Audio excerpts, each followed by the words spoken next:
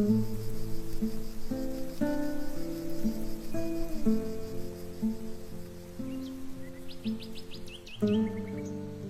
លៀងជាចំណែកមួយនៃធម្មជាតិដែលមនុស្សនៅលើពិភពលោកនេះសុទ្ធតែធ្លាប់បានជួបប្រទះប៉ុន្តែប្រសិនបើយើងចោទសំណួរមួយឡើងថាតើអ្នកចូលចិត្តភ្លៀងទេចម្លើយគឺច្បាស់ជាមានតែពីរគត់គឺចូលចិត្តនិងមិនចូលចិត្តឥឡូវយើងទុករឿងមិនចូលចិត្តទៅដោយឡែកសិននិងងាកមកចាប់អារម្មណ៍នឹងពាក្យថាចូលចិត្តវិញទន្ទឹមនឹងពេលនេះ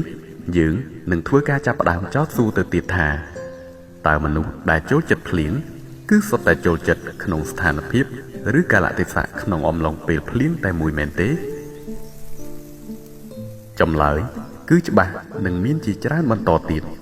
ព្រោះបុគ្គលខ្លះគាត់អាចនឹងនិយាយថាខ្ញុំចូលចិត្តភ្លៀង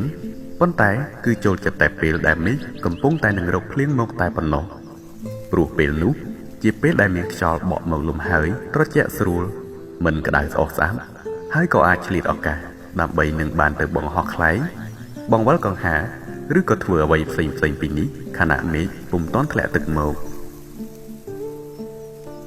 ចម្លើយផ្សេងពីនេះមួយទៀតក៏គេអាចនឹងនិយាយថាខ្ញុំចូលចិត្តភ្លៀងគឺចំក្នុងពេលដែលកំពុងភ្លៀងមកតែម្ដងព្រោះវាធ្វើឲ្យអារម្មណ៍ស្ងប់ល្អជាមួយនឹងសំឡេងដំណក់ទឹកសំឡេងខ្យល់សំឡេងផ្គរដែលសុទ្ធសឹងជាវេលាមួយយ៉ាងប្រសើរសមប្រកបជាមួយនឹងការផ្ចង់អារម្មណ៍